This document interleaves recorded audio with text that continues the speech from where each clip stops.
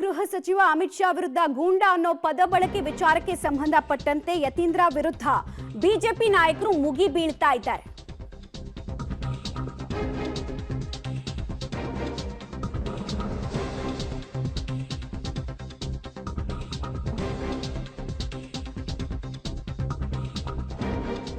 ಅಪ್ಪನ ಹೆಸರ ಮೇಲೆ ಅಧಿಕಾರಕ್ಕೆ ಬಂದವರು ಹೀಗೇನೆ, ಅವರಿಗೆ ಬುದ್ಧಿ ಬಹಳ ಕಡಿಮೆ, ಜ್ಞಾನ ಕಡಿಮೆ ಇದೆ ಅಂತೆಲ್ಲ ಹೇಳಿದ್ದಾರೆ.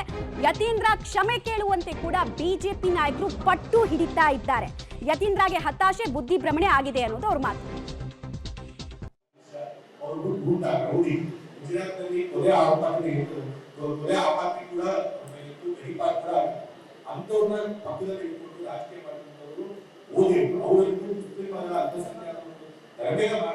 ದೊಡ್ಡ ಆರೋಪನೆ ಒಟ್ಟಾಗಿ ಅವ್ರ ಮೇಲೆ ಇದೆ.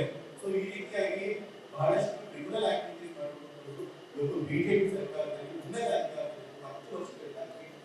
ಅಧಿಕಾರ ಸಿದ್ದರಾಮಯ್ಯನವರ ಮಗ ಅನ್ನೋ ಕಾರಣಕ್ಕೋಸ್ಕರ ಯತೀಂದ್ರ ಅವರು ರಾಷ್ಟ್ರ ನಾಯಕರ ಬಗ್ಗೆ ಮಾತಾಡ್ಬಿಟ್ರೆ ನಾನು ದೊಡ್ಡ ವ್ಯಕ್ತಿ ಆಗೋತೀನಿ, ನನಗೆ ಬಹಳ ಬೆಲೆ ಬರುತ್ತೆ ದೊಡ್ಡ ವ್ಯಕ್ತಿಗಳನ್ನ ಟೀಕೆ ಮಾಡಿದ್ರೆ ಅಂತ ಒಂದು ರೀತಿ ಉಚ್ಚಾಪಟ್ಟೆ, ಹತಾಶ ಮನೋಭಾವ, ಬುದ್ಧಿ ಭ್ರಮಣೆ, ಇಮ್ಮೆಚುರಿಟಿ, ಅಂದ್ರೆ ಅವ್ರಿಗೆ ಜ್ಞಾನ ಕಡಿಮೆ, ಯಾರ ಬಗ್ಗೆ ಮಾತಾಡಬೇಕು, ಯಾರ ಬಗ್ಗೆ ನಾನು ಟೀಕೆ ಮಾಡ್ಬೋದು ಅಂತ ಆ ಲೆವೆಲ್ಲೂ ಇಲ್ದಂತ ವ್ಯಕ್ತಿ ಅವರು.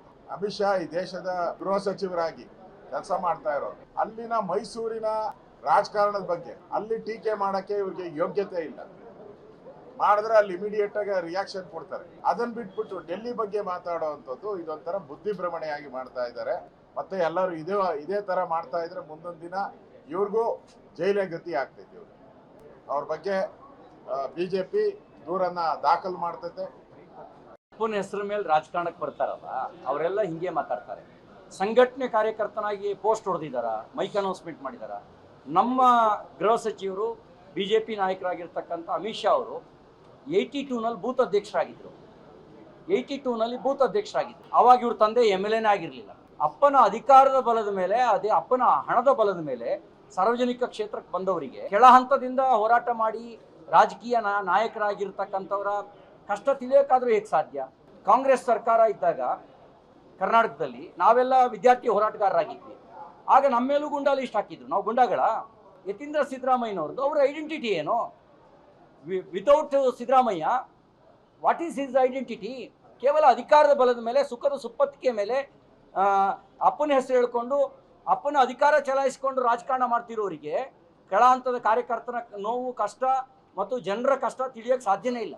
ಮಾಜಿ ಶಾಸಕರು ಡಾಕ್ಟರ್ ಯತೀಂದ್ರ ಅವರು ಏನೊಂದು ಕೀಳುಮಟ್ಟದ ಹೇಳಿಕೆ. ಒಂದು ರಾಜಕೀಯದಲ್ಲಿ ಒಂದು ಮಾತಿನ ಮೇಲೆ, ನಡವಳಿಕೆ ಮೇಲೆ ಒಂದು ನಿಯಂತ್ರಣ ಇರಬೇಕು, ಲಕ್ಷ್ಮಣ ರೇಖೆ ಇರುತ್ತೆ.